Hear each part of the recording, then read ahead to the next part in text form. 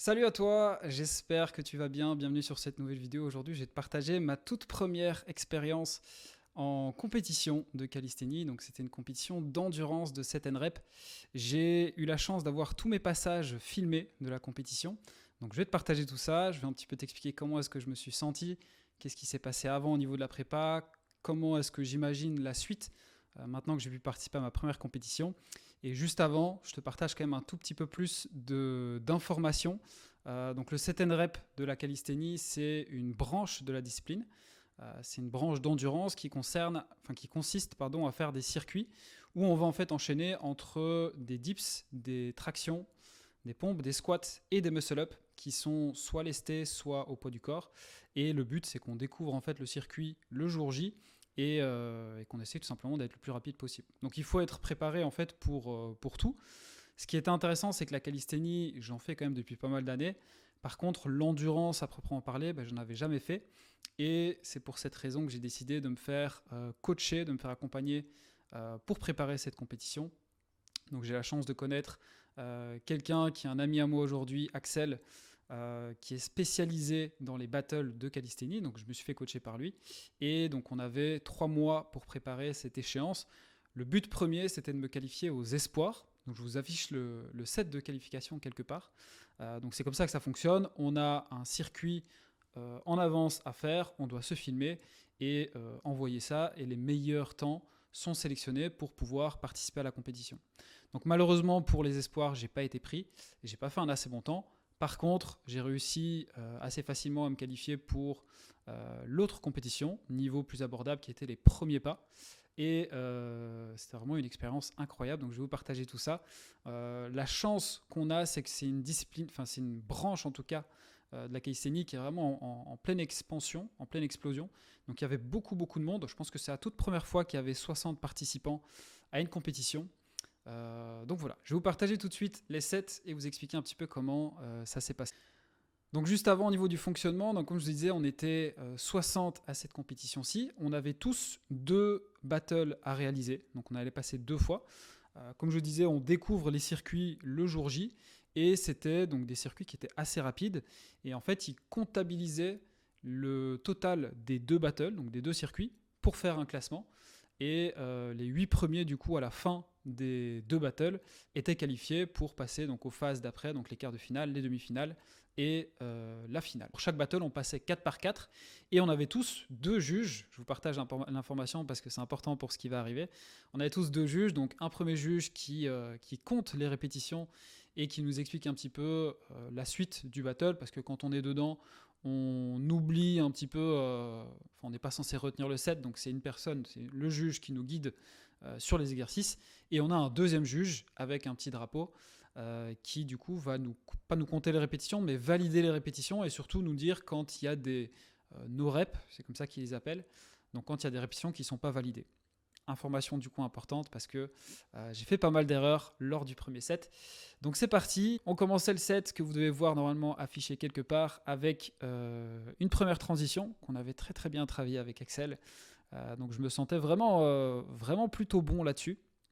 Donc le début du set se passe très bien. Je suis assez rapide, je suis assez clean sur mes mouvements et je quitte la barre, je pense, quasi en premier. En tout cas, ex aequo, je pense, avec le deuxième gars qui était avec moi. Enfin, on est 4, mais le gars qui était en tête avec moi. Donc j'arrive quasi premier sur la station dips. Et la première erreur que je fais pendant toute la compète, c'est qu'en fait j'ai une mauvaise ceinture. Je perds beaucoup de temps sur les transitions. Et en fait, j'arrive quasi premier. Et je pense qu'après les dips, je suis dernier en tout cas à quitter la station.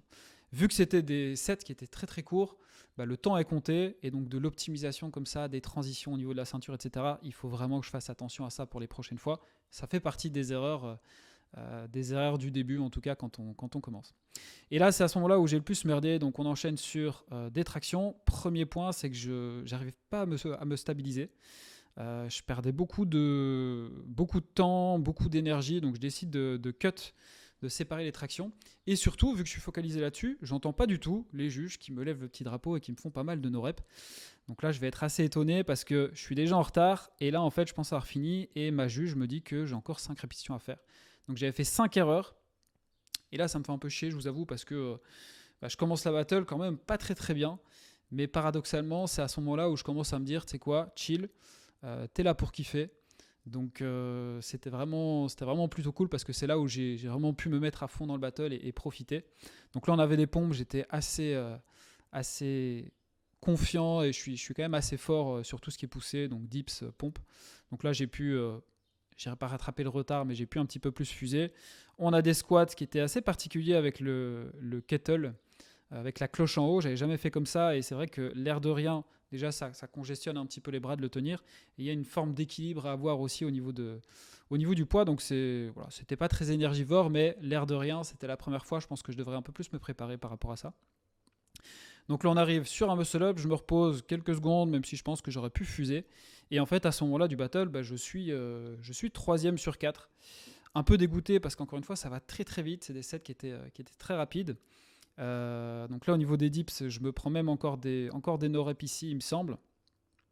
Je crois que je vais même reperdre du temps juste après parce qu'on a des tractions lestées où je refais un peu n'importe quoi avec le poids. Donc pas mal d'erreurs, hein, l'air de rien, sur le premier circuit. Pas mal d'erreurs, je pense qu'au niveau des tractions ici, je gère plutôt bien, même si on n'a que 5, mais voilà, là je perds vraiment pas mal de temps sur la transition. D'ailleurs, je me suis commandé une nouvelle ceinture juste après pour éviter d'avoir la chaîne, pardon. Et donc là, on approche vraiment la fin du premier battle. Impossible pour moi de rattraper mon retard à ce moment-là. Donc je vous tease un petit peu, je termine 3ème du coup de ce premier battle. Donc là, il reste des pompes et puis des squats. Donc on voit que le tout premier à gauche, je pense, va bientôt terminer. Donc au final, je suis pas très très loin des 2 premiers, mais comme je le disais, les sets sont vraiment très rapides. Donc voilà, ça s'est joué à pas grand chose.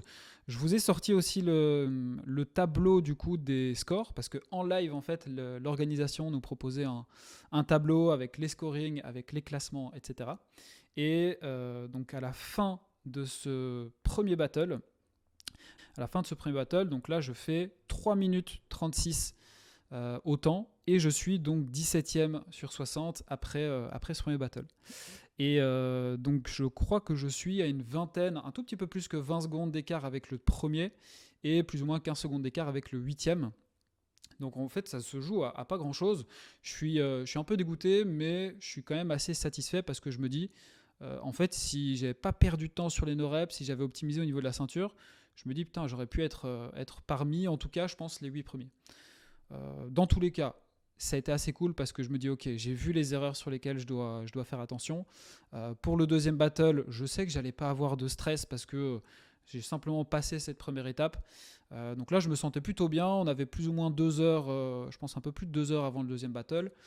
Ce qui était cool aussi, c'est que j'avais Axel, donc mon coach qui était là pour nous préparer, pour nous partager les points de vigilance par rapport au deuxième set, etc.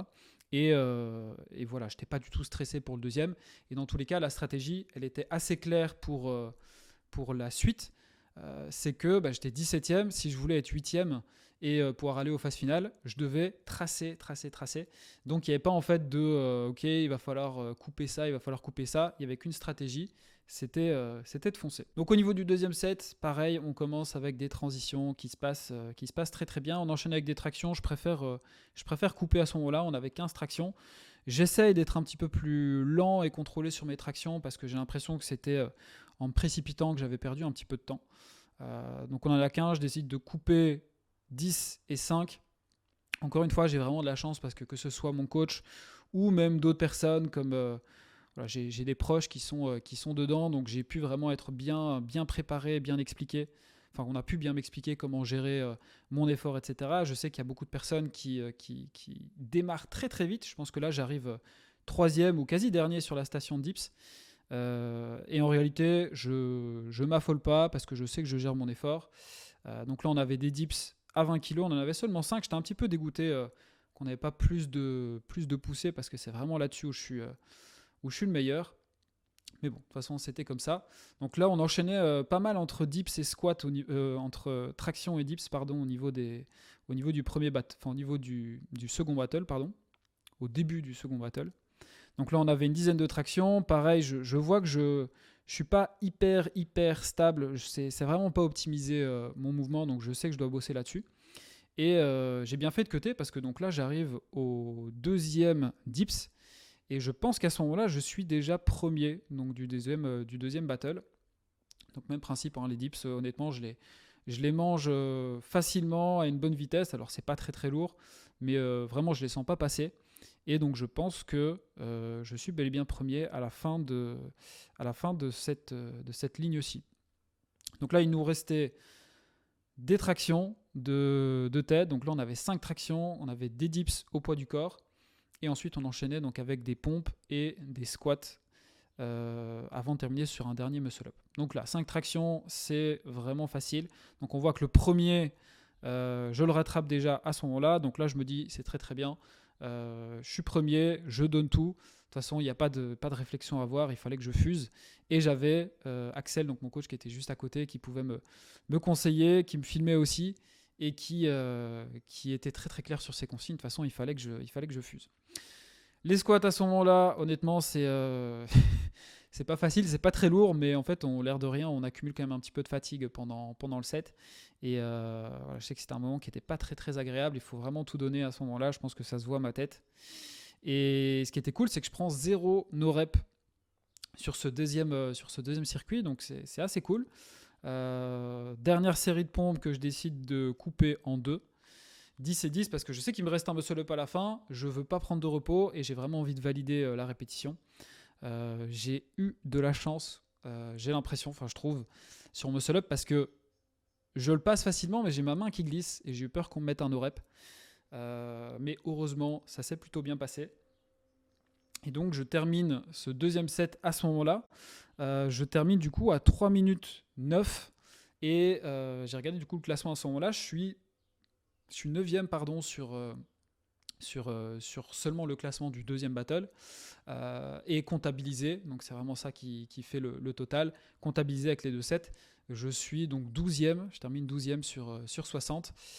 Je suis quand même je suis quand même content honnêtement parce que je me dis que je suis pas très très loin, donc je pense que j'avais noté ça, je suis à donc je sais plus, mais je pense que je suis à même pas 20 secondes du 8e.